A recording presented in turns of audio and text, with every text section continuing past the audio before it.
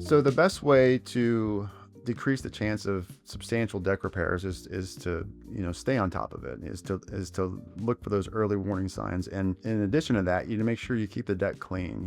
The more you keep the debris out from all the joints and crevices, the less chance it has of starting to rot. Signs of early rot are going to be softness in the decking. Like if you see squishy boards between the decking joints, or between the deck and the railings, between the bottoms of the posts and the concrete, and those are all signs that wood is starting to rot. If you see like crumbling or separation of the wood too, that's a sign that you've got, wet rot or dry rot. Typically that's a sign of dry rot.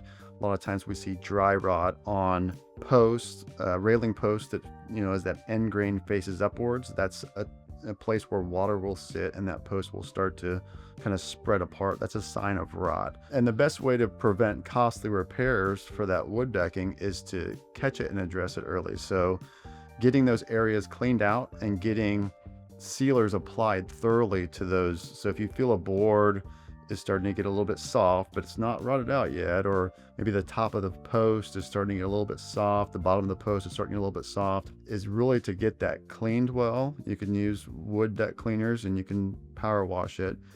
And then you need to get some sealant, some protection on top of there. And typically you'll want to seal it with a UV inhibitor, and that UV inhibitor is what's going to protect it from the sun, which is equally damaging as the rain is. So getting a good sealant on there quickly, and then staying on top of it.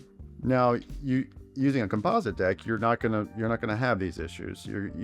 If you start to see any issues like that with a composite deck, that's a failure in the composite deck, and that's a claimable warranty that you need to address with the manufacturer. But you should not see any of that with a composite deck, because it does not require any maintenance, and there's no chemicals and sealants that you would apply to a composite deck. So you're not going to see any of that with a composite deck. So that's the difference in those two types of materials.